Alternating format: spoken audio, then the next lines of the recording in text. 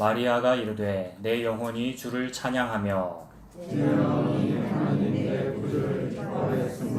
그의 여종의 비천함을 돌보셨습니다. 보라, 이제 후로는 만세의 날을 복이 있다 일컬으리로다.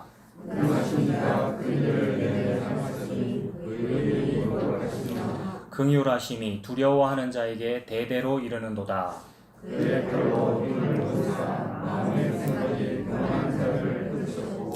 권세 있는 자를 그 위에서 내리치셨으며 비천한 자를 높이셨고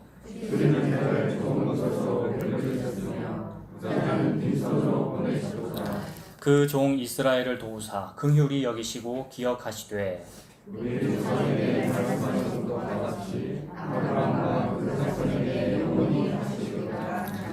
마리아가 석 달쯤 함께 있다가 집으로 돌아가니라. 아멘. 오늘 제목은 여종의 비천함입니다. 마리아가 지금 노래를 부르는데 자기 자신을 여종이라고 표현하고 있고 비천하다라고 이렇게 표현하고 있습니다. 비천하다는 말은 비참하다는 말이고 아주 천하다 이런 말이잖아요. 더 쉽게 표현하면 가난하다는 뜻입니다. 마리아가 자기 자신을 가난하다라고 보았던 거죠. 진짜로 물질이 없어서 가난했을 것 같고요. 왜냐하면 가난한 남자인 요셉에게, 목수인 요셉에게 시집가는 걸 보면 가난하다 알 수 있고, 나중에 결혼하고 나서 예수님 낳고 나서 제사 지낼 때에 산비둘기 같은 요런 제물을 드리는 걸 보면 부자들은 그런 제물 안 드리거든요. 부자들은 더 좋은 제물 드리거든요. 가난한 사람은 요런 제물을 드려라라고 율법에 되어 있는데 그런 제물을 선택한 것을 보면 실질적으로 물질적으로도 가난했구나 이거 알 수 있는데, 물질적으로 가난하든 아니든 상관없이 자기 자신을 가난하다라고 볼 수 있는 것은 은혜입니다. 은혜가 이만자만 비굴하게 말고요. 비꼬는 듯이 그래 나 돈도 없어요. 내 못 배웠어요. 이런 식으로 비꼬는 듯이 말고 진짜로 저는 무지합니다. 이게 무식하다는 말이잖아요. 저는 가난합니다. 이렇게 표현할 수 있거든요. 하나님의 은혜가 임해야만 이 진짜 겸손이 나오는 거죠. 은혜로만 이런 일이 벌어집니다. 그래서 실제로 내가 시각장애인이든 장애인이 아니든 하나님 앞에 주님 저는 맹인입니다. 주님 저는 귀머거리입니다. 주님 저는 벙어리입니다. 라고 말하도록 하나님께서 만드셔요. 성도에게만 그런 일이 벌어집니다. 그래서 평생 나는 제사장인데 나 좀 괜찮은데 내 제비뽑기 이번에 걸렸어. 제사 한번 집전해야지 라고 하고 있는데 사가랴가 무엇인 것으로 밝혀진 거예요? 벙어리인 것으로 밝혀진 거죠. 집전하다가. 그래서 우리의 현실을 보여주는 거예요. 실상을 보여주는 거고 네가 진짜 벙어리야. 네가 진짜 비천한 여자야 라는 것을 하나님께서 은혜로 보여주십니다. 마리아는 지금 은혜 받았죠. 자기가 비천하다는 것을 지금 표현했어요. 비천하다 이 말은 가난하다라는 말인데 오늘 읽은 46절부터 56절까지 이 가난하다라는 그 말에 해당되는, 가난하다는 뜻에 해당되는 말을 여러분 한번 찾아보세요. 46절에 보면 마리아가 이르되 라고 하는데 아예 시작부터 마리아라는 말이 가난하다라는 뜻 맞습니까? 그런 뜻이에요. 마리아다 이 말이 쓰다, 고통스럽다, 슬픔뿐이다, 비천하다, 비참하다 이런 뜻이란 말이에요. 물론 마리아라는 그 말 자체가 그런 뜻은 아니에요. 왜냐하면 부모가 자기 자식한테 나쁜 뜻으로 이름 짓지 않을 거 아니에요. 의미가 변하고 변해서 좀 좋은 뜻이기 때문에 마리아라는 좋은 이름 준 것이지만은 사실 어근을 따져보면, 어원을 따져 올라가 보면 미리암이라는 말에서 나왔고, 미리암. 그 미리암이라는 말은 어원이 마라더라고요. 마라는 마라의 쓴 물, 사람이 먹으면 죽을 수밖에 없는, 마시지 못하는 물, 쓰다, 고통스럽다 이런 뜻이잖아요. 그래서 우리 모든 인류의 형편이 고통스럽다. 우리의 연수가 70이요, 강건하면 80이라도 신속히 가니 우리가 날아가고 그 모든 인생이 수고와 슬픔뿐이다라고 할 때 수고와 슬픔뿐이다 여러분. 저와 여러분들의 인생이 수고와 슬픔뿐이다. 그게 마라와 같아요. 이 말이 저는 마리아예요 이런 뜻이 됩니다. 이게 마리아가 나 이제 약혼해서 좀 있으면 시집가 어떤 아름다운 핑크빛 꿈도 있고 다 좋지만 좋은 게 아니고 나의 인생은 마라이군요 라는 걸 표현할 수 있었다는 것이 은혜입니다. 그 마리아가 지금 노래 부르고 있어요. 시작이 마리아가 이르되 이고 끝이 56절이 마리아가 석 달쯤 함께 있다가 집으로 돌아가니라. 집으로 돌아가니라 이것 가지고도 여러분 수시간 또 우리가 나눌 수 있죠. 이미 다 했잖아요. 사가랴가 제사의 직분을 다 마침에 그 다음 뭡니까? 집으로 돌아가니라. 수고와 슬픔뿐인데 집으로 돌아갑니다, 여러분. 우리가 그 집이 당연히 이 집은 자기 집 말하는 거죠. 문자적인 그 집이 맞죠. 그러나 영적으로 집이라고 하는 것은 예수님이 우리 집이구나. 나는 말한데 수고와 슬픔뿐인데 끝나네? 석 달이 지나가네? 제사장 직분이 끝나네? 제사장 한 게 뭐가 있어요, 여러분? 벙어리고 치는 자기는 생명의 능력이 없는데, 근데 시간표가 흘러가네 이거잖아요. 직분의 날이 다함에 70이며 80인 인생을 하나님이 다 운행하고 계시고, 이 모든 시간표라고 하는 과거, 현재, 미래의 주인이 예수님이더라는 거예요. 그 예수님이 자기의 택한 성도는 마라임을 드러나도록 막 인생을 주관하셔요. 잘 먹고 잘 살지 않아요. 잘 먹고 잘 살지 않는다는 것이 꼭 물질적인 것만은 아니에요. 다 말씀드렸다시피 내가 그 비참한 그 사람이구나 라는 걸 표현하도록 만들어요. 그래서 나옴이라는 사람이 있었지 않습니까? 엘리멜렉 집안의 엘리멜렉의 아내. 엘리멜렉 집안 이러면 여러분 하나님 잘 믿는 사람이고 아주 양반 집안이고, 그런데 그 이름이 어릴 때부터 나옴이었어요. 나옴이 무슨 뜻이라고요? 나옴이라는 이름이 무슨 뜻이라고요? 기쁨이라는 뜻이잖아요. 마침 우리 기쁨이가 있네 여기에, 그죠? 우리식으로 뭐 희순이 이런 뜻, 희락이 이런 이름을 지어놨는데 세상에 인생 살아보니까 어때요? 수고와 슬픔뿐이잖아요. 남편 죽었죠. 두 자식 아들 둘 낳았는데 결혼시켰는데 다 죽어버렸죠. 남자가 없다. 즉 우리는 모두가 여자인데 남자가 없다. 남자는 씨를 의미한다. 씨는 생명을 의미한다. 생명은 피를 의미한다. 나에게 피가 없어요. 생명이 없어요. 씨가 없어요. 그래서 우리는 불임이다. 우리는 장애인이다 라는 걸 자꾸 표현하시는 거예요. 근데 그걸 모르고 나는 건강한데, 나 좀 괜찮은데, 나는 이렇게 팔자가 괜찮은데 하고 살고 있으면 이 진리를 모르는 거죠. 하나님께서 말씀하시는 이 진리를. 하나님은 자기 백성이 마라임을 자꾸만 드러내셔요. 그래서 인생 쫄딱 망해가지고 겨우 모압 여자는 저주받은 여자 아니에요. 모압 여자, 그것도 그 집에 가라는데 또 안 가고 따라와, 거지같이. 둘 다 거지가 된 거 아니에요. 거지가 돼서 돌아오는데 마을 사람들이 와, 희락이가 돌아온다, 희순이가 돌아온다, 기쁨이가 돌아온다 이러니까 뭐라고 표현합니까? 내 이름을 기쁨이라고 부르지 마세요. 내 이름은 마라입니다. 이렇게 표현하잖아요. 이게 노래예요, 여러분. 노래가 항상 두 가지 버전이라고 그랬죠. 가사가 똑같은데 내한테는 예수님밖에 없어요. 요 가사하고 예수님밖에 없어요. 두 개가 가사가 똑같잖아요. 이 두 개의 똑같은 가사가 인생이 막 겹칩니다. 저와 여러분들의 삶이라는 것은. 그래서 어떤 때는 우리가 솔직히 원망으로 이렇게 예수님밖에 없어 이렇게 말하잖아요. 근데 지금 방금 나오미가 그 말 했잖아요. 내 마라예요 이렇게 말했단 말이에요. 민망해가지고 방어기제로, 그죠? 동네 사람들이 자꾸 기쁨이라 그러니까 방어기제로. 근데 결국 그게 나는 아무것도 없고 예수님밖에 없습니다라는 표현이 되잖아요. 그래서 저에게는 만나밖에 없어요. 시력이 약해져가지고 기력이 사해서 만나밖에는 안 보여라는 찬양을 하도록 만듭니다. 이게 가난하다라는 표현입니다. 저는 가난합니다. 그래서 마리아는 지금 자기가 마라인 것을 표현하고 있는 거예요. 46절에 있는 마리아라는 그 말이 가난하다는 뜻이고, 또 보세요. 48절에 보면 그의 여종의 비천함을 돌보셨다. 그죠? 자기 자신을 여종이라고 말하고 있고, 비천하다 이게 어떻다는 거예요? 가난하다는 말이죠. 지금 가난하다는 말 계속 찾고 있습니다. 또 어디 있을까요? 50절에 보면 긍휼하심이 어떤 자에게 있습니까?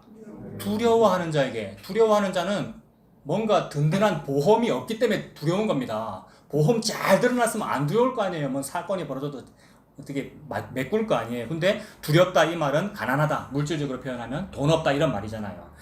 그리고 52절에도 또 똑같은 표현 나옵니까? 52절에 뭐 있을까요?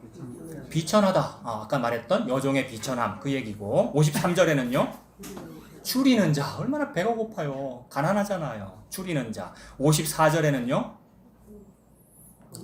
이스라엘입니다, 여러분. 이스라엘은 야곱을 말하는 거고 12지파의 아버지고, 여러분 12지파니까 또 하나님의 나라니까 든든한데 그게 가난한 겁니다. 하나님의 나라는 가난해요. 교회는 가난해요. 물질을 말하는 것이 아니라. 왜냐하면 하나님 나라는 가난하다. 왜냐하면 농사가 안 되는데요, 여러분.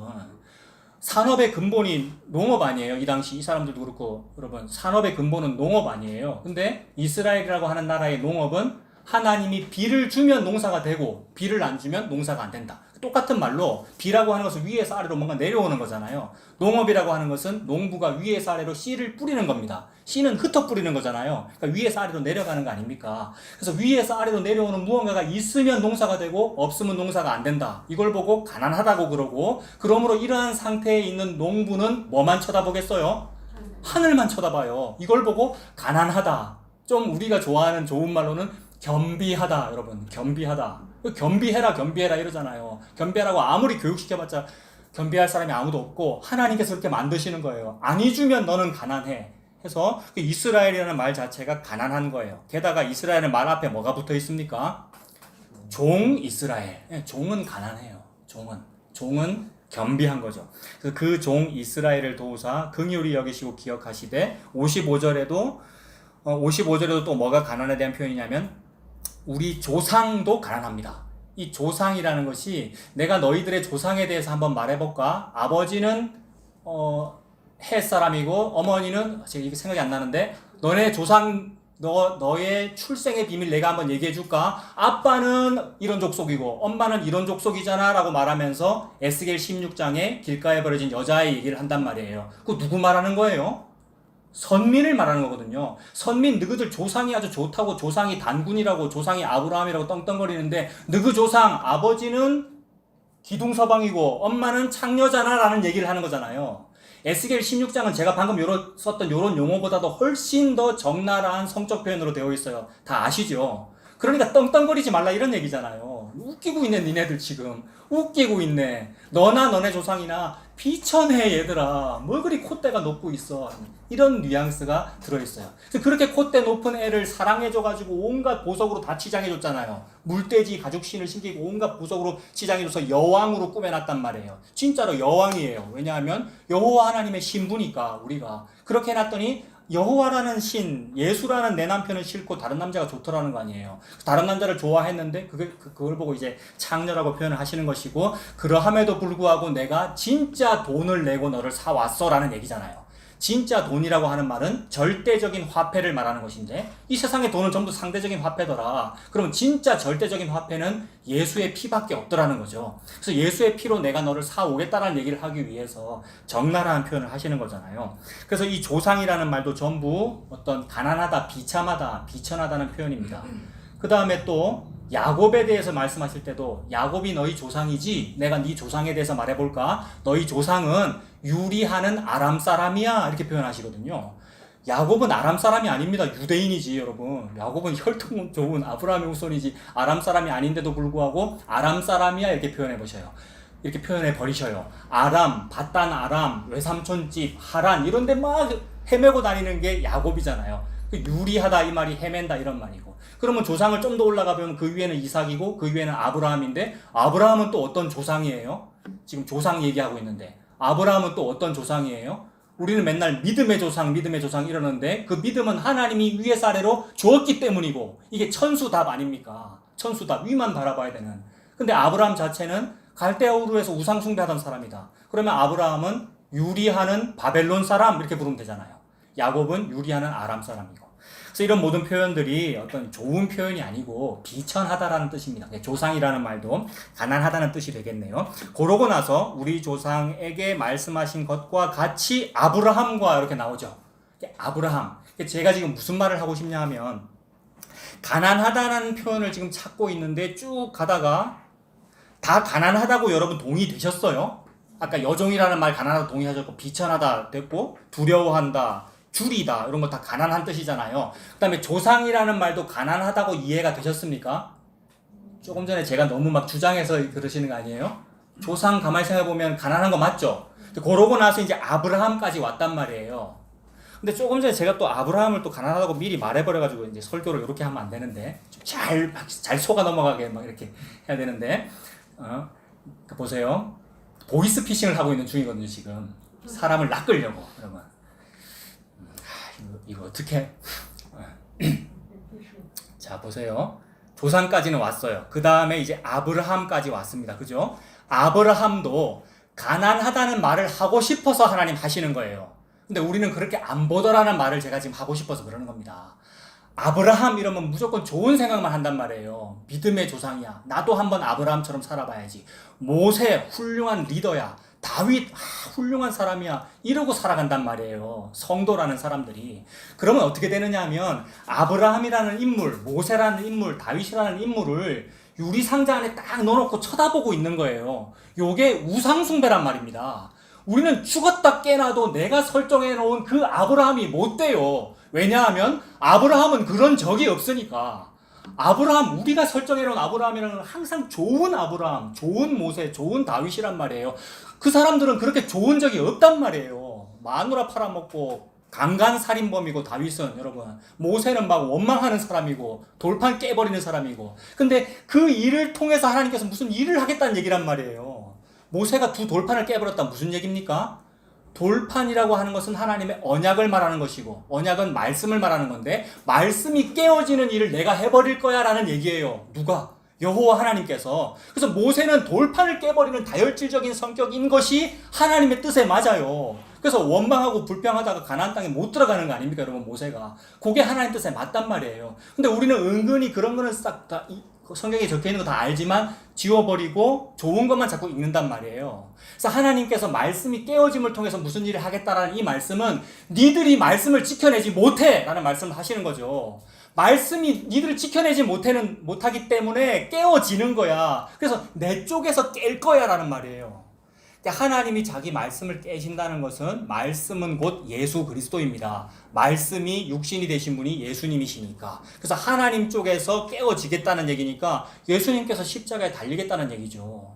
전사님 기도하신 대로 이 십자가에 달린 노뱀을 쳐다봐. 그러면 살아. 예수가 깨졌구나. 말씀 깨졌다는 말이 나는 그 말씀을 지키지 못하고 말씀이 깨어졌구나. 근데 그게 다 지켜진 거구나. 이런 식으로 사람의 어떤 다혈질이라든지 죄라든지 실수를 가지고 무슨 일을 하겠다고 아브라함이라고 써놓은 건데, 그 실수와 죄를 보지 않고 아브라함의 좋은 면을 본단 말이에요. 그러니까 하나님의 의도와 다르죠. 하나님의 의도는, 아브라함이라는 요 말 쓴 거는 아브라함이 가난하다 이 말입니다. 그래서 마리아의 이 노래는 지금 나에게 잉태된 예수 그리스도라고 하는 이러한 사건은 뭐냐 하면, 나 같은 가난한 사람을 부욕해 해주신 사건이에요 라는 말을 하고 있는 중인데, 거기에 아브라함이라는 단어를 썼으니 무슨 의도냐 하면, 아브라함은 비천한 사람인데 그 비천한 사람에게 하나님이 언약을 주셨으니 아브라함은 그게 부요한 거군요 라는 이런 얘기입니다. 그래서 요거를 더 이제 쉽게 말하면, 아브라함이라면 일단 이해가 안 된다 이 말이에요. 왜냐하면 그 사람은 거부이기 때문에. 아브라함 거부 맞죠? 왜 거부가 되었습니까? 자기 부인을 애굽에 팔아먹었기 때문에, 애굽왕 파라오한테. 그 팔아먹었더니 애굽왕 파라오가 금은보화랑 양과 소를 많이 준단 말이에요. 그것 때문에 부자 된 거잖아요. 그래서 그걸 생각하면 아브라함은 부자인데, 그리고 그 부자라는 것도 이제 하나님께서 복 주신 게 맞죠. 그리고 그 복은 또 아브라함의 자기 죄를 사용하신 거고요. 얼마나 죄입니까? 마누라를 팔아먹었으니까. 그런데 아브라함이 분명히 부자인데 하나님은 지금 가난하다라는 말씀을 하기 위해서 이 말씀 하신다는 거예요. 그럼 우리가 한번 찾아봐야죠. 내가 생각할 때는 부자인데 뭘 보고 가난하다고 그러는지 그걸 한번 찾아볼게요. 창세기 15장 보십시오. 성경책 제일 앞에 17페이지 창세기 15장.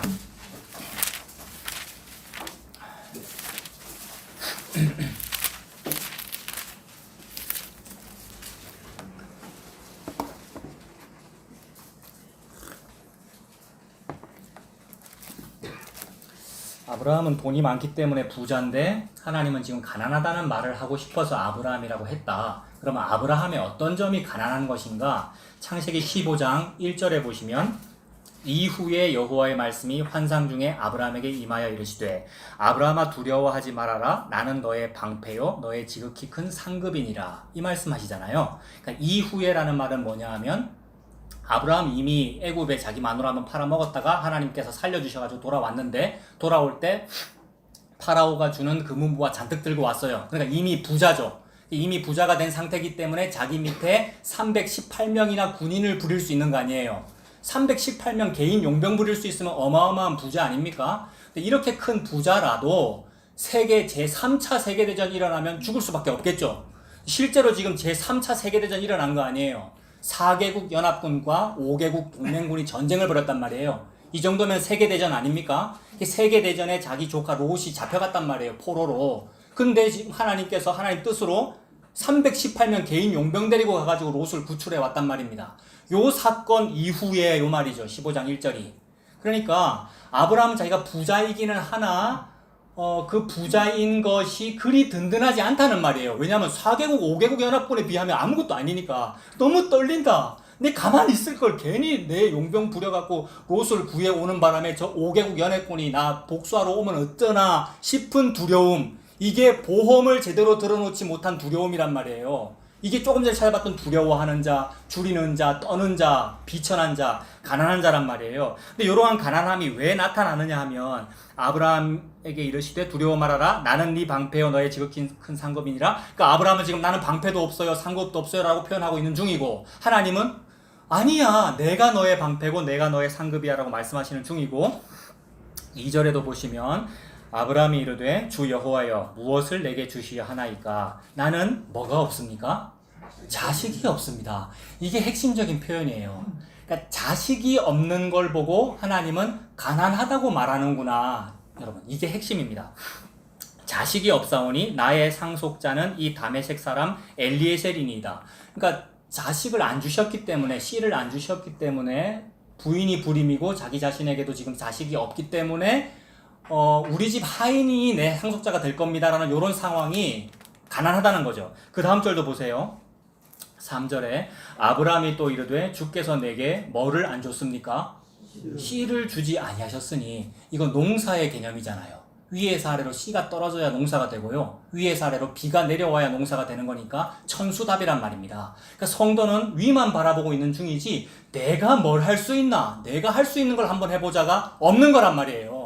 내가 할 수 있는 걸 한번 해보자라는 것이 굉장히 갸륵하고 좀 바람직해요. 바른 생활은 좀 그렇게 해야 되죠. 근데 모든 종교는 다 내가 할 수 있는, 우리가 할 수 있는 바르게 살기를 한번 해보자라는 중인데 그런 게 없더라는 거예요. 아무리 찾아봐도 나에게는 없네요. 내가 좀 전도 좀 하고 싶은데, 교회 일 좀 하고 싶은데 나에게는 없단 말이에요.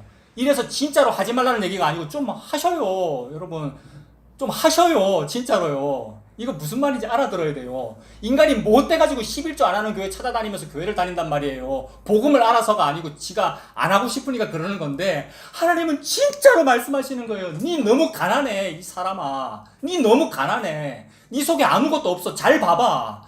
내가 네 방패요 상급이지 니한테는 방패와 상급이 없잖아 라는 말씀하고 계신 중이고, 내가 너한테 씨를 주는 거니까 니한테는 씨가 없단 말이야 라는 말씀을 하고 계시는 거예요. 이거 보고 아브라함은 가난해. 그래서 아브라함이 아니고 지금 아브람이에요. 아브라함은 이 씨를 받아야 아브라함이 된단 말이에요. 아브라함이라는 것은 모든 사람의 아버지 이런 말이란 말이에요. 애를 낳은 적이 없는데 어떻게 아버지가 됩니까? 근데 애를 주겠다는 거잖아요. 씨를 주겠다는 거잖아요. 그래서 아브라함이 된다는 거죠. 그래서 아브라함이 지금 아주 똑바로 표현하고 있어요. 주께서 저에게 씨를 주지 않으셨기 때문입니다. 씨를 주지 않으시면 나는 가난한 거군요. 자, 똑같은 문자와 가사잖아요. 씨를 안 줬기 때문이잖아요. 이 말과 씨를 주지 않으셨습니다. 이 말은 나에게는 씨가 없습니다. 저는 마리아입니다. 이런 얘기고, 남자를 알지 못합니다. 똑같은 얘기 맞습니까? 남자를 알지 못합니다. 씨가 저에게 안 들어왔습니다. 그 말은 예수가 씨야라는 말씀을 하고 싶어서 지금 그러시는 거잖아요. 예수라는 씨를 너에게 넣어줘야 네가 농사가 되는 거야. 씨가 위에서 아래로 내려가는 거야. 빗물이 위에서 아래로 내려가는 거야. 그래서 아브라함은 가난하다는 표현을 하시는 것이고, 마리아는 바로 그런 여자라는 표현을 하시는 것이고, 그래서 이 마리아의 찬가는, 노래는 그걸 안 거예요. 위에서 아래로 씨가 내려오셨군요. 그분이 바로 예수 그리스도군요. 그분이 내 안에 계시는군요. 여호와 하나님이시군요. 그걸 아는 거죠. 그래서 이렇게 아브라함에게 씨가 없는 거, 요게 가난한 겁니다. 아무리 양떼 소떼 금은보화 많아도. 애굽에 있는 금은보화가 막 아브라함한테 온 거잖아요. 그 당시 가장 좋은 게 왔다는 거잖아요. 그런데도 불구하고 그게 가난한 거다. 예수가 없으면 가난하다, 이 말입니다. 그러면 이 예수가 없다는 것을 씨가 없다라고 표현했는데 그게 가난이죠. 씨라고 하는 것은 뭐냐 하면, 전에도 말씀드렸는데 과일 먹다가 씨가 탁 씹히면 우리가 어떻게 해야 됩니까? 뱉어야 되잖아요. 그래서 뱉으면 씨가 위에서 아래로 이렇게 떨어져요. 이 모든 원리가 하나님의 원리를 지금 말하고 있어요. 씨라고 하는 것은 먹다가 뱉잖아. 그래서 니들이 싫다고 뱉잖아, 이런 얘기죠. 니들이 싫다고 톡 뱉는데 그게 땅에 떨어져가지고 어떻게 되는 거예요? 열매를 맺더라는 거잖아요. 이런 식으로 되어 있어 라는 말씀을 하시는 거예요. 니들이 가난하면 씨가 필요할 텐데 가난한 줄을 모르고 씨를 뱉어버리네, 이런 얘기죠. 근데 뱉어버리는 그 일을 통해서 사용하시잖아요. 뱉어버리는 그 일이 죄잖아요. 우리가 예수를 뱉어버린다. 예수를 배척해버린다. 예수를 십자가에 달아버린다라는 것이 죄인데 우리가 그거를 깨닫고는 저는 예수님을 뱉지 않을래요. 저는 예수님을 십자가에 달지 않을래요. 이러면 하나님이 뭐라 그러시겠습니까? 어이구 착하다 갸륵하다 이렇게 하지 않으시고 어디 감히 사탄아 물러가라 이래 버리신단 말이에요. 이게 종교와 복음의 차이예요. 종교는 뭐냐 하면 어이구 석가모니 신이시여 어이구 단군 신이시여 저는 당신을 배신하지 않겠습니다. 요걸 예수님한테 하고 있잖아요. 우리가 저는 예수님을 배신하지 않겠습니다. 저는 개신교를 배신하지 않겠습니다 라고 하고 있는 그게 사탄이라고요. 그래서 베드로가 예수님 보고 저는 배신하지 않을게요 라고 했더니 예수님 뭐라 그러셔요? 사탄아 물러가라. 그래서 저는 돌판을 깨지 않을래요 라고 할 때 뭐라 그러시는 거예요? 깨어지게 되어 있다니까. 얘야 깨어지게 되어 있다니까. 다 굴기 전에 네가 나를 3번 부인한다니까 이 얘기잖아요. 그래서 우리는 부인하는구나. 요것 때문에 인간이 못 돼가지고 그럼 나는 부인하고 살래요 이러고 있는 거예요. 그럼 나는 11조를 안 하고 살래요. 같은 말이라고요. 제가 11조 하라 그랬습니까? 하지 말라 그랬습니까? 여러분 이걸 은혜로 알아들어야 된단 말이에요. 은혜로 11조는 없어졌어요. 어디 감히 11조를 하고 앉았어요. 어디 감히 헌금을 하고 있느냐고요. 드릴 헌자 붙어있는 게 없어져 버렸다고요. 그 무슨 뜻이에요? 드림이라고 하는 일을 예수님이 끝내버렸군요 라고 하는 눈물밖에 없는데 그다 대고 감히 어느 교회가 11조를 강조 안 하는 교회가 어디 있습니까? 그거 좀 내 다녀볼래요. 있다고 질문들을 올리고 있단 말이에요. 여러분 인터넷에다가 어느 목사님이 설교를 유튜브에 올렸는데 여러 다른 설교들은 그만한데 11조 하지 말라는 설교만 조회수가 70만 80만이 넘더래요. 그 목사님이 직접 한 말이란 말이에요. 여러분이 다 아는 목사님이에요. 그래서 복음이 좋아서 그 설교를 클릭했겠어요? 아니면 뭐 때문에 클릭했겠어요? 이게 무슨 사건이냔 말이에요. 세상에. 예수가 11조다라는 말씀을 하나님 하고 계시는데 그래요? 네 안 해도 되네요. 있다고 지시. 은혜를 너무 모른다. 은혜를 너무 모른다. 내가 혹 안 한다면 안 하게 되었다는 것은 누군가 대신 했기 때문이군요 라는 것밖에 없는데 내가 오늘 교회 청소 안 해도 되네요. 깨끗하네요. 이 말은 또 이런 식으로 말하면 오해하지 마세요.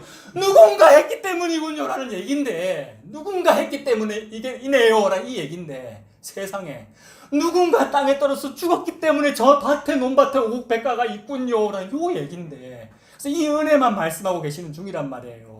그래서 이 은혜만 말씀하기 위하여 얘들아 너희들은 말하잖아. 너희들은 아브라함이잖아. 너희들은 가난하잖아. 그 가난한 너에게 씨가 착상됐어 마리아야. 요것 때문에 마리아가 지금 노래 부르는 거죠. 세상에 나는 남자를 알지 못하는데 즉 씨가 내 안에 들어온 적이 없는데 씨가 있어요 라는 노래를 부르고 있는 중이잖아요.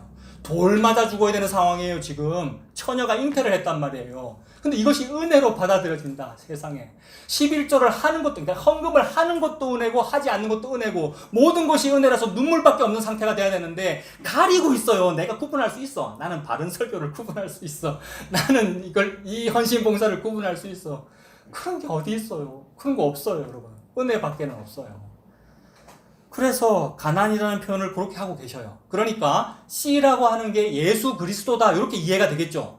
예수 그리스도가 내게로 온다. 씨라고 하는 게 예수 그리스도다. 그래서 우리는 그 씨를 뱉는 일을 통하여 예수께서 나에게 십자가를 이루어 주시는 일이 벌어지죠. 뱉어버리는 게 십자가고 그 십자가를 통하여 나는 구원을 얻잖아요. 그러니까 나의 죄 때문에 구원을 얻죠. 내가 죄를 안 지으면 구원 얻을 필요가 없어요. 근데 그런 일은 없다고요. 나의 죄를 통해서 일을 하시니까. 이것 때문에 우리의 종교개혁 조상들이 뭐라 그랬냐면 복되도 다 죄요. 근데 모든 종교는 무슨 말을 하고 있냐면 거꾸로 말을 하고 있잖아요. 죄 짓지 마세요. 바르게 살세요. 옛날에는 우리가 그랬지만 다시는 예수님을 십자가에 못 박지 마세요. 이러고 있단 말이에요. 어머나 그게 아니군요. 나의 십자가에 못 박음이 저에게 구원이 되네요. 그러므로 나는 죽을 수밖에 없는 죄인인데 이 죄인에게 밥의 부스러기를 위에 사리로 떨어뜨려 주시다니요 라면서 그거 받아먹고 사는 거 그걸 보고 성도라고 하더라는 거예요. 그래서 무언가 뱉어가지고 떨어지는 그런 일을 하나님 하시는군요. 그래서 얘들아 열매 먹을 때 니들은 의뢰의 씨 뱉게 되는 거지. 근데 세상에 그게 30배, 60배, 100배 결실을 맺는다. 한 알의 밀알이 땅에 떨어져 결실을 맺는다. 이 말씀하시는 거죠. 똑같이 얘들아 이제는 고기도 먹어라. 원래 고기 못 먹게 돼 있었어요. 원래는 뭐만 먹어야 돼요? 씨 가진 열매 맺는 것만 먹어야 되잖아요. 씨 가진 것만 원래 먹게 돼 있었단 말이에요. 창세기에.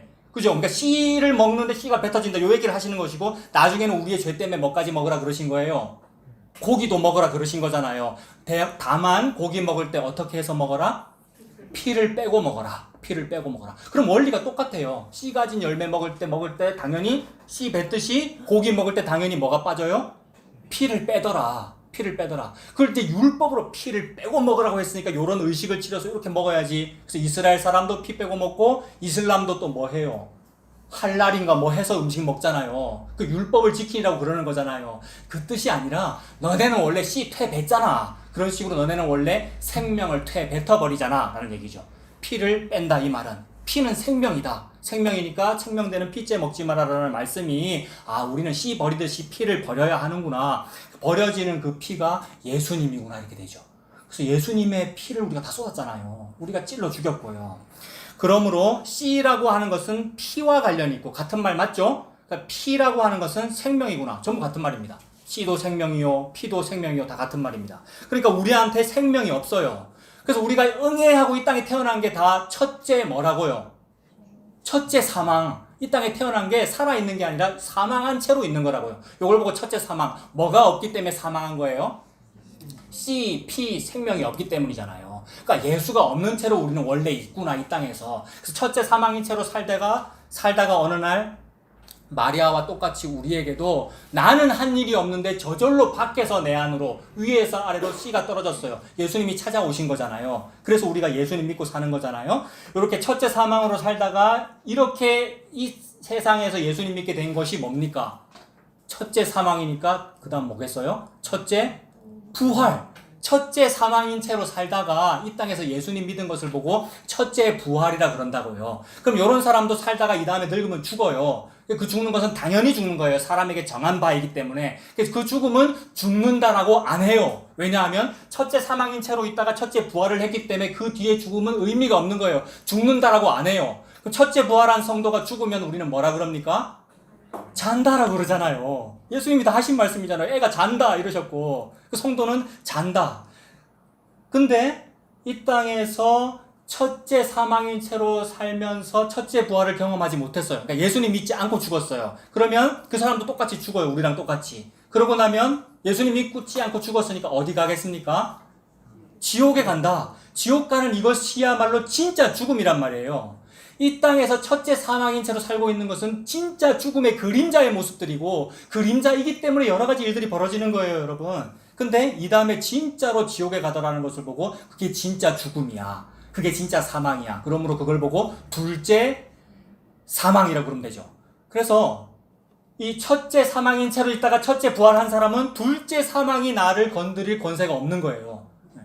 그래서 그렇게 사는 거죠. 그래서 이 땅에 있는 동안에 우리가 씨가 없다, 생명이 없다, 피가 없다라는 요것이 이제 가난하다는 뜻입니다. 가난하다는 뜻인데 그게 또 어떻게 표현되느냐 하면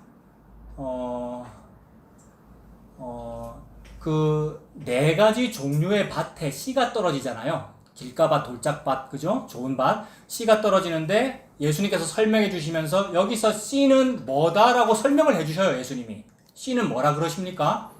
말씀이라 그러시죠. 그러면 다 연결되는 거예요. 방금 씨 얘기했고 생명 얘기했고 피 얘기했는데 씨가 말씀이구나. 예수님이 직접 그러셨잖아요. 그런데 가만히 보면 말씀이 육신이 되어 우리 가운데 거하셨어요. 말씀이 육신이 되어 우리 가운데 거하신 그분이 누구십니까? 예수님이시잖아요. 다 연결되는 거예요. 그러면 씨와 생명과 피와 말씀이 예수님이구나. 그러면 말씀이라고 하는 씨가 네 속에 들어가야 되는 거야 라는 구조로 되어 있으니까 인간이 그걸 하고 싶단 말이에요. 어머나 저는 가난해요. 말씀을 나는 가지고 싶어요 라는 추구를 하더라는 거예요. 이게 거머리예요, 여러분. 거머리. 나는 몇 장 몇 절을 외울 거야. 나는 장절을 외울 거야. 이렇게 어디 몇 장 몇 절은 뭐예요? 이렇게 외우는 거. 이거 되게 좋은 어떤 자세인데 차 목사 지는 신대원 다닐 때 잘 못 외웠으니까 이런 말 하는 가능성이 커요. 잘 못 외워서 시험 떨어지고 막 이랬단 말이에요. 괄호 넣기 잘해야 되거든요. 몇 장 몇 절 무슨 말 들어가는 거. 저는 잘 못 외웁니다만은 아무튼 뭐 잘 해야 됩니다만은 많은 사람들이 자기 탐닉으로 그걸 가지려 그러더라는 거예요. 가질 수가 없는데. 그래서 어떻게 되느냐 하면 말씀이 없는 게 가난한 거군요. 그러면 저는 그걸 많이 가져서 부자가 될래요 라고 하는데 화 있을진저 너희 부한 자들아 이러신단 말이에요. 그 부라고 하는 것은 돈을 말하는 게 아닐 거 아니에요. 말이에요. 하나님이 그런 거 가리는 분 아니란 말이에요. 무슨 공산주의자가 아니란 말이에요. 뭐 분배의 평등을 이루려고 하는 게 아니고 하나님의 이 십자가를 말씀하고 계시는 중이니까 여기서 부자라는 것은 그런 식으로 네가 예수를 가지려고 하는구나 라는 이거예요. 즉 생명나무를 네가 손을 뻗어서 먹으려고 하는구나, 이걸 보고 부자라 그래요. 생명나무는 우리가 손을 뻗어서 먹는 것이 아니라 하나님이 주어서 먹는 거거든요. 요거는 가난해야만 먹을 수 있어요. 니는 부자네, 안 줘도 되겠네, 이렇게 되는 것이고, 가난한 자에게, 아픈 자에게, 병자에게 찾아가서 주는 거란 말이에요. 예수님의 이 십자가라는 이 구조가 그런 식으로 돼 있더라는 거죠. 그래서 말씀을 많이 가져야 부자가 되는구나 라고 하다 보니까 말씀을 막 가져요. 자기가 탐닉을 해가지고. 그렇게 되면 어떻게 되느냐 하면 고린도 후서에 나오는 말씀인데, 율법 조문은 죽이는 것이요 영은 살리는 것이니라, 이렇게 돼요. 내가 내 쪽에서 생명나무로 접근하여 내가 먹는 것은 다 율법 조문이 돼요. 즉 내 손으로 쥘 수 있고 잡을 수 있고 내가 이해할 수 있고 내가 가질 수 있는 지식적인 것들은 다 문자들이란 말이에요. 그래서 가지고 싶으니까 문자로 들고 있는 거잖아요, 여러분. 그래서 문자로 된 걸 많이 알면 아주 뿌듯해요. 막 내가 뭘 알아, 내가 복음을 알아, 내가 성경을 알아. 그런 사람이 바리새인과 서기관들이잖아요. 말씀을 맡은 사람들이잖아요. 이 사람들이 부자예요. 그래서 화일 뜻을 찐저 너희 부유한 자들아라고 할 때 그런 사람을 말하는 거예요. 그러면 우리는 또 오늘 우리는 이제 복음 아니까 뭐 우리는 개신교인이니까 저 바리새인들과 다르지 이러는데, 잘 보면 내가 바리새인이더라고요, 여러분. 찾아보면 살면서 한번 보세요. 성경책 읽어보고 보면은 내가 그 바리새인이고 내가 그 서기관이라는 게 자꾸 보여요. 그래서 그 바리새인과 서기관을 너무 사랑해요, 예수님이. 너무 사랑해서 넌지시 말씀하시는 거예요. 그거를 좀 보려고 그러는 거예요. 그래서 우리들이 막 율법 조문으로 많이 가져가지고 부자가 되려고 하는데 그게 아니고 영으로 가지는 거야 라는 말씀을 하시는 거예요. 영으로 가지면 살아요, 여러분. 영으로 가진다는 말은 뭐냐 하면, 나 예수가 말씀인데 니들이 이 말씀을 가지고 싶어 하지, 가지고 싶어서 베드로 네가 배신을 안 하려고 그러지? 아니야, 사탄아 물러가라, 너는 나를 배신하게 되어 있어. 배신하면 예수님이 어디에 달립니까? 십자가에 달려요. 십자가에 달려 죽으면 어떻게 됩니까? 그 영을 내어주시니라, 그 영을 넘겨주시니라가 영이란 말이에요. 그래서 영을 준다 이 말이 생명나무로 향하여 가는 길이 막혀있어 우리는 못 가는데 생명나무를 준다 이 말이잖아요. 이게 주어 먹게 하리라 이거든요. 십자가로만 말씀이 네 속에 들어가는 거야. 이걸 보고 영이라 그래. 말씀, 예수님, 성령님, 씨, 생명, 피, 여호와 하나님 다 같은 말이잖아요. 우리가 그분을 추구하고 신학해서 받아들이는 게 아니고 그분이 내 안에 십자가로 죽어서 들어오는 거구나. 그래서 그 일을 누구의 손을 통해서 하신 거예요? 내 손에 이 창과 칼을 통해서 내가 못질을 했고, 그게 십자가잖아요. 그래서 그 영은 살리는 것이고 율법 조문은 죽이는 거야. 이 말씀 이해되셨어요? 아, 이걸 또 내가 막 이렇게 막 이해시키려고, 그리고 영으로 이해되셨어요? 예수님 십자가 죽으니까 영으로 예수님이 여러분 속에 들어가더라는 거예요. 요게 진짜 부자예요. 그래서 율법적으로 많이 가진 거는 이거는 악한 가짜 부자고, 가난한 마리아에게 영으로 죽어서 내가 씨로 네 안에 들어갈 거야, 이게 비천한 여종을 높이신 사건이잖아요. 마리아가 지금 부자가 된 거예요. 그러니까 물론 이때뿐입니다. 살면서 또 몰라요. 자기 아들 예수에 대해서 잘 모르고, 얘가 12살인데 어디 갔노 막 찾고 이란단 말이에요. 예수님 12살인데 어디 있어야 됩니까? 12이라는 것은 아들의 숫자, 또는 12이라면 아내의 숫자, 이렇게 보면 돼요. 12이라는 여자아이가 죽었어. 예수님 살려요. 내 아내를 살린다. 12이라는 남자가 육신의 엄마 아빠한테 안 있고 어디가 있어요? 성전에 가 있잖아요. 내가 내 아버지 집에 있어야 될 줄을 알지 못하셨습니까? 마리아가 자꾸 잊어버려요. 우리는 그래요. 예수 믿고 살면서 육신이 있기 때문에. 예수님이 누구 아들이라는 거예요? 하나님 아들이고 예수님은 씨구나, 이런 얘기잖아요. 예수님은 성령님이시구나. 예수님은 말씀이시구나. 말씀은 원래 내 안에 없는 게 맞구나. 말씀은 성전에 계시는구나. 내가 내 아버지 집에 있어야 될 줄을 몰랐습니까? 이런 말씀이잖아요. 어디 감히 내가 내 아들이라고, 어디 감히 이게 내 말씀이라고 내가 소유하고, 그런 게 없단 말이에요. 계속 그런 같은 말씀을 하시는 거예요. 그래서 그런 식으로 소유하면 우리가 죽어요. 많이 가진 사람이 천국 갈 거라 생각해요. 죽어요, 여러분. 내 말씀 지켰어요. 죽는단 말이에요. 근데 세상에 영으로 내 안에 오셨어요. 나는 죽음이 마땅한데 그 영이 나를 살리셨어요. 이게 예수님 믿고 사는 거란 말이에요.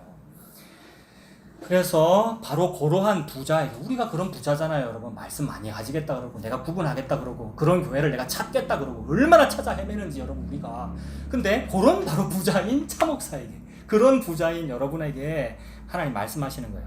그래서 그런 부자, 그 악한 부자인 나는 뭐라 그러냐면요, 나는 부자예요. 저는요 대출금 다 갚았어요. 대출금 다 갚을 정도면 부자 아닙니까? 대출금이라고 하는 것은 하나님 말씀을 말해요. 말씀은 전부 명령어로 되어 있어요. 명령어는 지켜라, 이거는 해라, 이건 하지 마라 이 말이잖아요. 못하면 빚이죠. 빚이니까 대출금이잖아요. 근데 나 부자예요, 나 다 갚았어요. 갚고도 남아요. 이걸 보고 부자라 그러죠. 우리 전부 부자란 말이에요. 그러니까 잘 지켰다 이런 사람들이 다 부자인 거예요. 그 바리새인과 서기관들이 다 부자잖아요.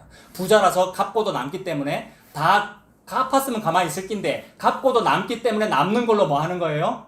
예수를 시험하여 물어 가로되 이런 거잖아요. 남는 걸로 테스트 한번 해보는 거죠. 예수를 내는 다 지켰는데 니 맞나 안 맞나. 이 부자들이 이러는 거예요.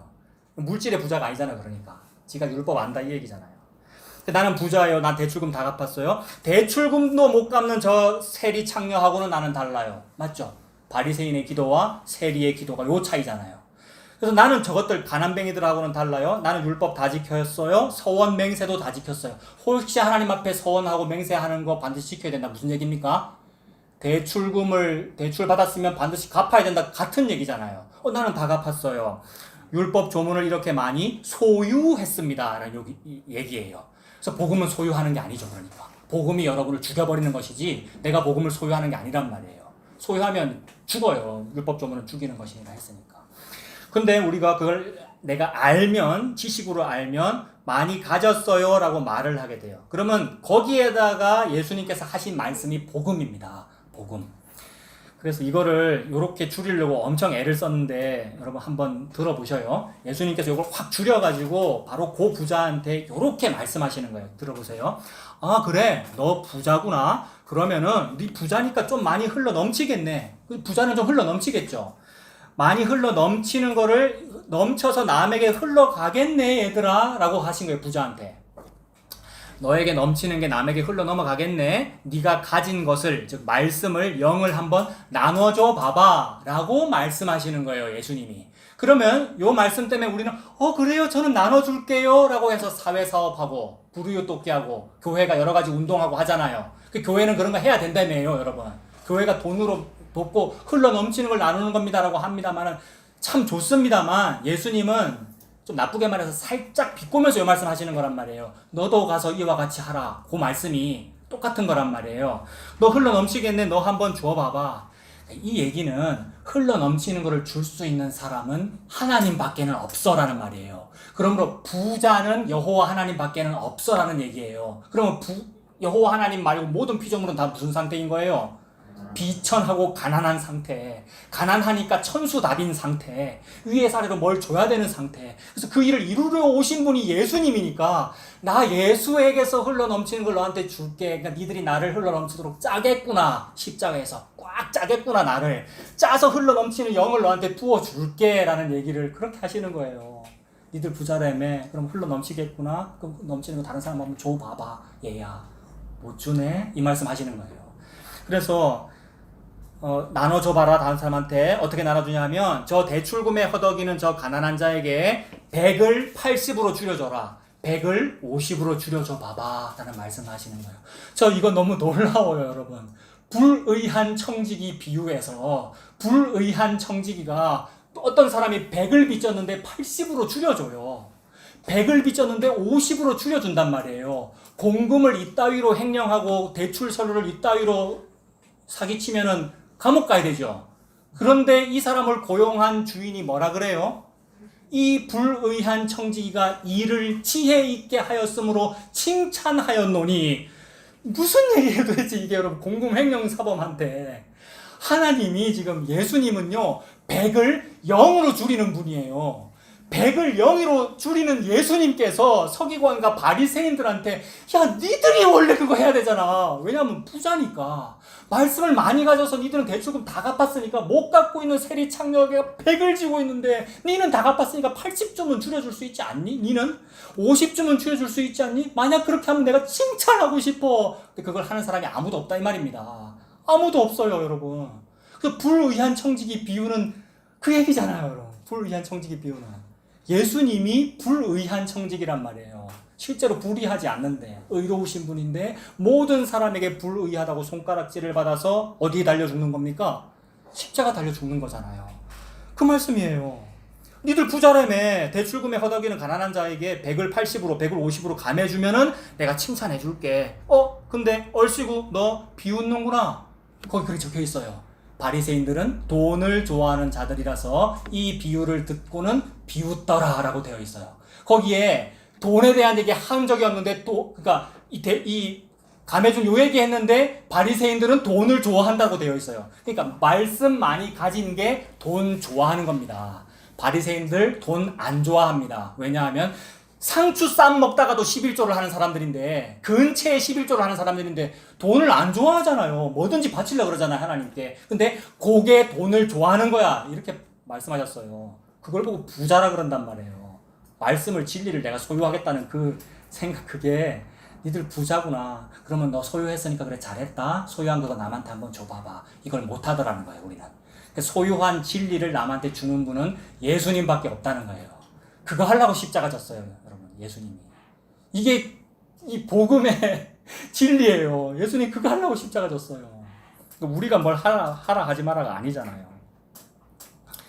그래서 니들 비웃는구나. 너는 가난한 자에게 무거운 짐을 지우고 그 짐에 손가락 하나도 되지 않는구나. 가난한 네 약혼녀가, 약혼했어요, 약혼. 가난한 너의 약혼녀가 100이라는 죄를 지었을 때에 너는 80이나 50으로 감해 주기는커녕 기회다 싶어가지고 드러내놓고 창피를 주며 파혼을 하는구나. 이게 남자들의 모습이란 말이에요. 그래서 하나님은 이 땅에 남자가 아무도 없다 이러셔요.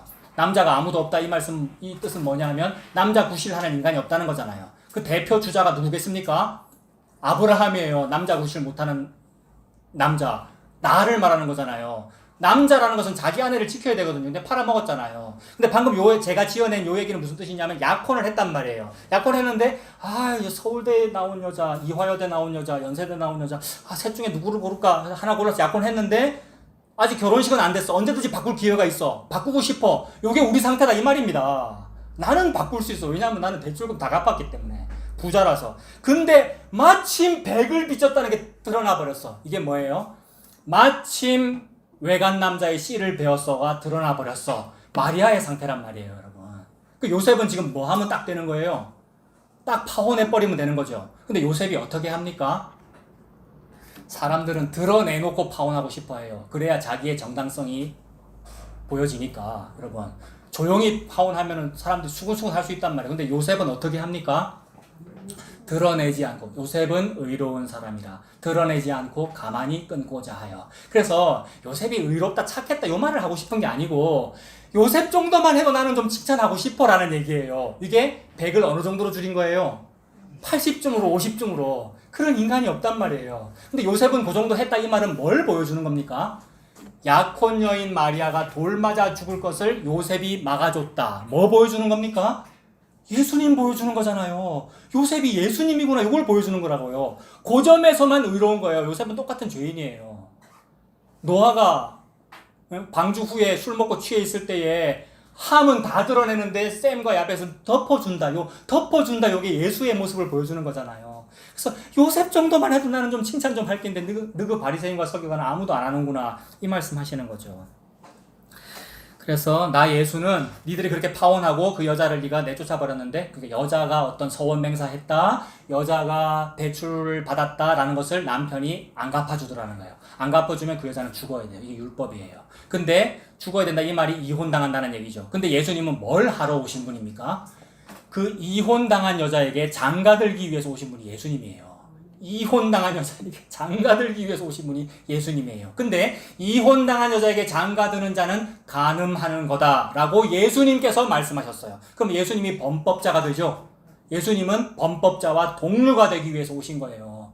예수님은 그런 일을 하고 있는데 믿는다는 사람들은 착하게 살기 운동을 하고 있다고요. 너무나 거꾸로 됐잖아요. 죄 짓고 살라는 말이 아니라 이 은혜가 얼마나 큼을 좀 모르겠니 얘들아? 라는 말씀을 하시는 거죠. 그래서 나 예수는 그 이혼당한 여인에게 장가들 것이다. 나는 그 여인의 100을 0으로 탕감한다. 너희는 0으로 탕감하는 일을 결코 하지 못하지. 혹시 80이나 50 정도만이라도 탕감하는 자가 있다면 나는 칭찬할 것이다. 요거 지금 제가 지어낸 얘기입니다. 요걸 여러분 성경에서 확인해 보세요. 읽어 드릴게요, 여러분. 누가복음 11장 46절에 화 있을진저 너희 율법 교사여 지기 어려운 짐을 사람에게 지우고 너희는 한 손가락도 이 짐에 대지 않는도다. 누가복음 18장 21절에 부자 청년이 와서 예수님께 시비 걸면서 물어봤어요. 나는 어릴 때부터 율법 살인하지 말라, 간음하지 말라, 뭐 하지만 다 지켰는데요? 라고 하니까 이렇게 말해요. 부자가 내가 어려서부터 다 지키었나이다. 이게 부자죠. 다 지킨 게 부자예요. 이게 대출금 다 갚은 거예요. 예수께서 이 말을 들으시고 너에게 있는 것을 다 팔아서 가난한 자들에게 나눠 주어라. 이 말을 진짜 주라는 말이겠습니까? 니는 그걸 못하네 라는 걸 지금 말씀하시는 거겠습니까? 너는 못하는구나. 여러분, 우리 모두는 못해요.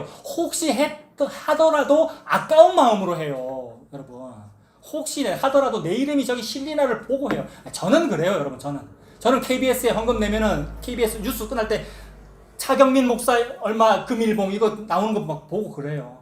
여러분 안 그러시나요, 여러분들은? 홀트 아동복지회 하면 돼. 내 돈이 어디 쓰이나 막 보고 싶고, 여러분. 그게 안 한 거란 말이에요. 니들은 못하네. 근데 예수님은 그거 안 보고 줬어요. 너무 자주 말씀드리죠. 이게 공금 횡령이잖아요. 공금을 구제 연보로 예수님이 연보 줘버렸는데 그 연보 받은 사람이 범죄자야. 그 돈으로 주식 투자 사기 칠 거야. 그걸 알고 줬다. 알고 주면 어찌 됩니까? 이게 공금 횡령이고 유용이고 잘못 쓴 거 아니에요. 범죄자인 거 이미 다 알고 눈 감고 줬단 말이에요. 예수님은요. 이게 이혼당한 여자한테 장가들겠다는 겁니다. 예수님께서. 요걸 보고 하나님이 짝지워 주신 것을 사람이 나누지 못할지니라. 이하다 대고 어디 감히 인간들끼리 이혼하지 말라 그런 소리 어디 해요. 그 말이 아니고 하나님 요렇게 짝 지어놨어요. 둘이 짝이 안 맞는데 저 예수 짝을 지어놨어요. 너무 고마워요. 이혼 안 하시는군요. 저와. 이거밖에는 없어요, 여러분. 그래서 같은 얘기예요.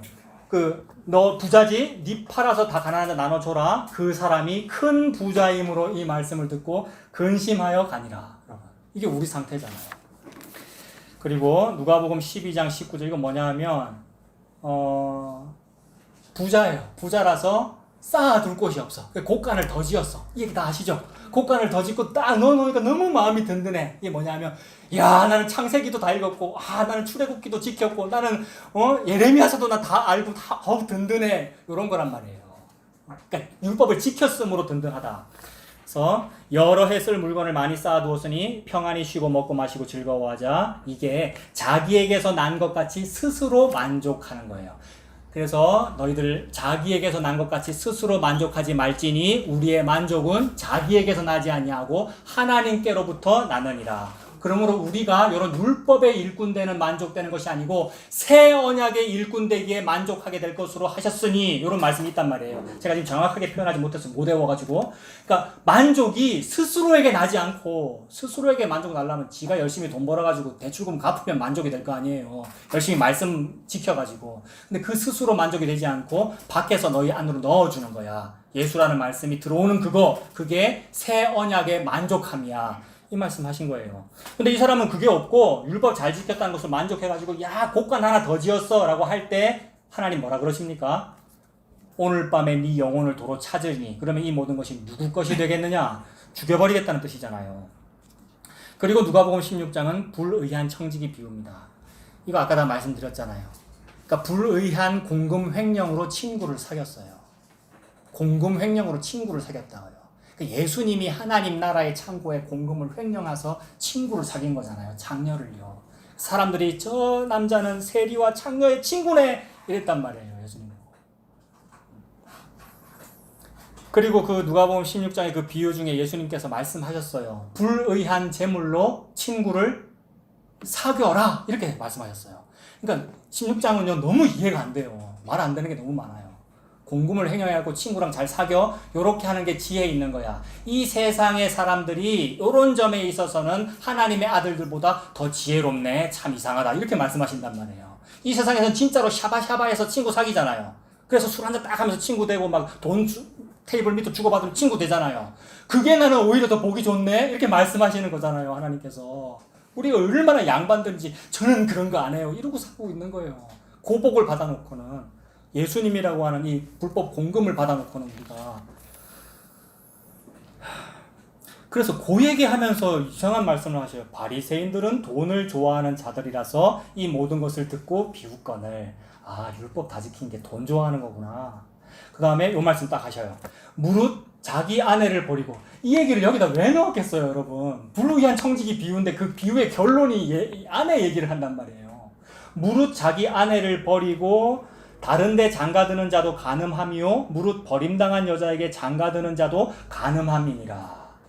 마리아는 지금 버림당할 위기에 처해 있는 거잖아요. 예수가 들어왔기 때문에. 이게 어마어마한 지금 문제가 생긴 거잖아요. 근데 남편 요셉은 80 정도, 한 50 정도 하는 중이고, 예수는 0으로 탕감해 줘 버리는 것이고, 그리고 아내를 버린다 이 말이, 아내와 신랑은, 신부와 신랑은 한 몸이기 때문에 신부가 어떤 하나님께 서원 맹세를 했으면 남편이 보고 책임져야 됩니다. 근데 이 남편이 아직 결혼 안 했다, 약혼 관계다, 얼마든지 아내를 갈아치울 수 있다는 기회가 있으면 이 서원 맹세가 나한테 손해가 될 것 같다 싶으면 어떻게 하면 되겠어요? 차버리면 될 거 아니에요. 요게 모압 여인 룻이 보아스에게 왔을 때 보아스 말고 더 가까운 친족이 기업 물으라고 했더니 차버리잖아요. 똑같은 거잖아요. 근데 보아스는 어떻게 했다는 얘기입니까? 그거 내가 책임질게 이 얘기잖아요. 그러니까 예수님이 여러분들 차버려야 되는데 내가 책임질게. 이게 율법에 적혀 있어요, 여러분. 그래서 불의한 청지기 비유가 요 얘기예요. 그러니까 여자 얘기란 말이에요. 마리아 얘기고. 그리고 이게 율법에 적혀 있다고요. 율법 한번 보세요. 이거 보고 마칠게요. 민수기 30장. 여러분. 이거 전에도 봤기 때문에 이해되실 거예요. 율법에 적혀 있어요. 희한하게 이게. 민수기 30장.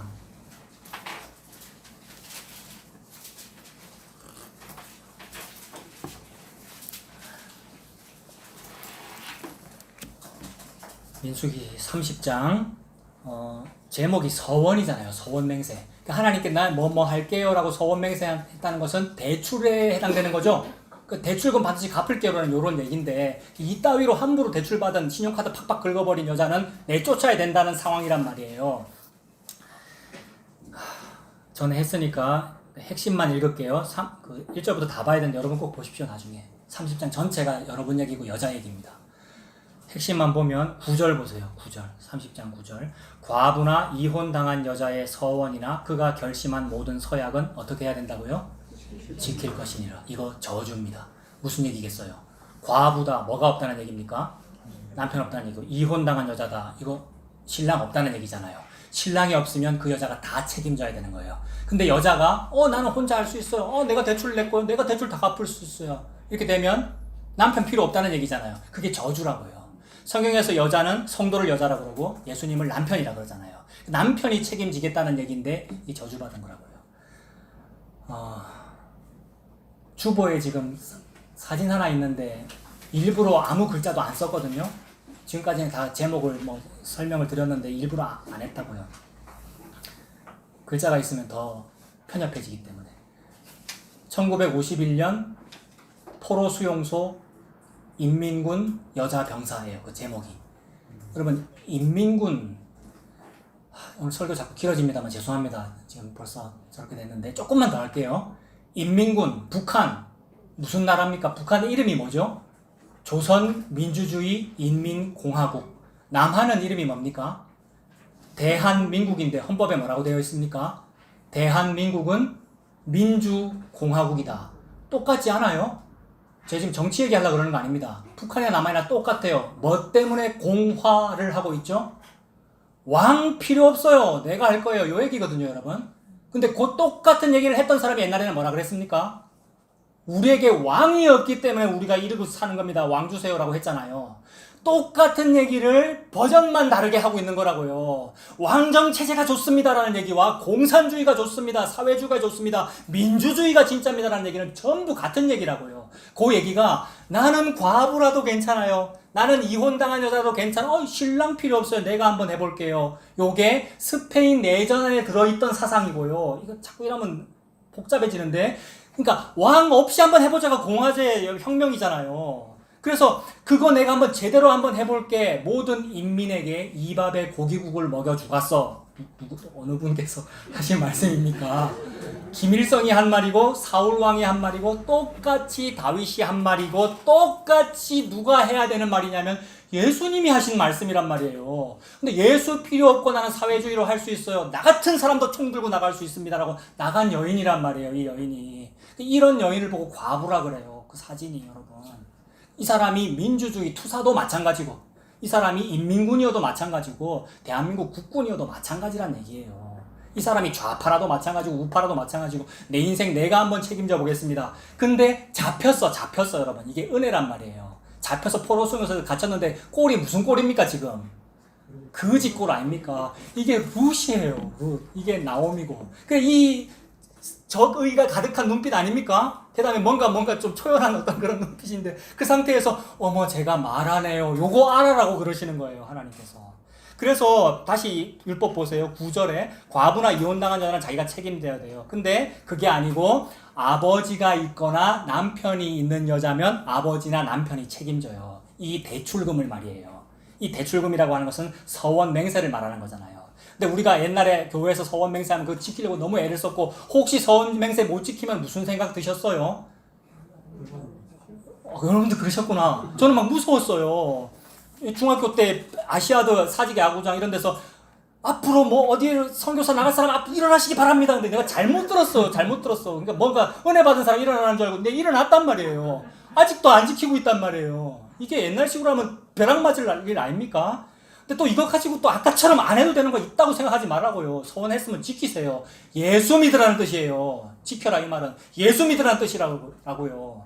근데 그게 그런 식으로 막 남발한 것을 막 벼락 떨어질까 두려워하는 상태를 네가 책임지는 거 아니야. 왜 네가 책임지라고 총을 들고 혁명하겠다고 나서 요 얘기예요. 사진 찍혔잖아요 방금 거기에. 네가 왜 책임지겠다고 혁명하겠다고 총을 들고 나서 네 아버지가 책임지는 거야. 얘가 얼마나 어린 소녀입니까? 그리고 네 남편이 책임지는 거야. 이거 읽을게요. 30장 13절 보십시오. 30장 13절 모든 서원과 마음을 자제하기로 한 모든 서약은 그의 남편이 그것을 지키게도 할 수 있고 무효하게도 할 수 있으니 여러분 지한테 안 달렸어. 세상에 나는 이게 너무 좋아요. 내한테 안 달렸어요. 여러분 목사가 얼마나 어깨가 무거운데 안 달렸어. 내한테 여러분 내한테 안 달렸어. 여러분한테도 안 달렸어요. 신랑한테 달렸구나. 신랑한테. 예수가 지키게도 할 수 있고 무효하게도 할 수 있으니 14절 그의 남편이 여러 날이 지나도록 아무 말이 없으면 아내의 서원과 스스로 결심한 일을 지키게 하는 것이니 이는 그가 그것을 들을 때에 그의 아내에게 아무 말도 하지 아니하였으므로 지키게 됨이니라. 남편이 무시하는 거죠. 아내를. 아내의 상황을 은혜 모르는데 이라고 누가 당신 아내잖아요 막 이러면 남편이 뭐라 그러는 거예요. 우리 마누라 아닌데요 이렇게 하는 거잖아요. 그러면 이 대출금 얘가 다 갚아야 되는 거잖아요. 근데 우리 예수님은요 그거 하기도 전에 먼저 나와 있다 이 말입니다. 이게 먼저 아세요 여러분? 먼저 동구 밖에 나와서 막 기다린다고요. 이렇게. 이게 둘째 아들 기다리는 아버지. 왜냐하면 이 대출금대로 얘는 돌 맞아 죽어야 되기 때문에 혹시 누가 먼저 돌 칠까 싶어가지고 막으려고 앞에 나와 있는 거란 말이에요. 그래서 이 남편이 예수님이에요. 이 아버지가 예수님이고. 그래서 15절 보세요. 그러나 그의 남편이 들은 지 얼마 후에 그것을 무효하게 하면 그 남편이 아내의 뭐를?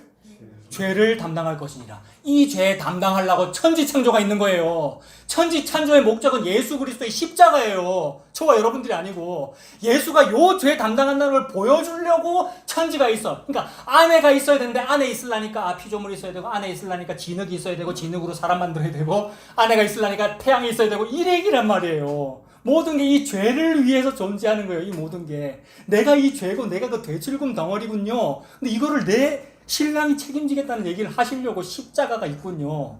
이렇게 된 거예요. 그래서 그가 아내의 죄를 담당할 것이니라. 이는 여호와께서 모세에게 명령하신 규례이니 남편은 아내한테 이렇게 하는 거야. 아버지는 자기 집에 있는 어린 딸한테 이렇게 하는 거야. 아버지와 남편이 예수 그리스도이군요. 요것 때문에 마리아는 지금 아무것도 모르는데 이제 시작했는데 마리아는 노래 부르고 있는 겁니다. 예수께서 내 안에 오셨어요. 이 노래로 살아가시는 저와 여러분 되시길 바랍니다. 기도하겠습니다. 하나님 아버지, 저는 죄 덩어리이며 저에게서는 죄밖에 나오지 아니하는데 이 죄를 예수님의 십자가로 책임지시는군요. 그 예수님 믿고 사는 우리가 되도록 인도하여 주시옵소서. 예수님 이름으로 기도합니다. 아멘.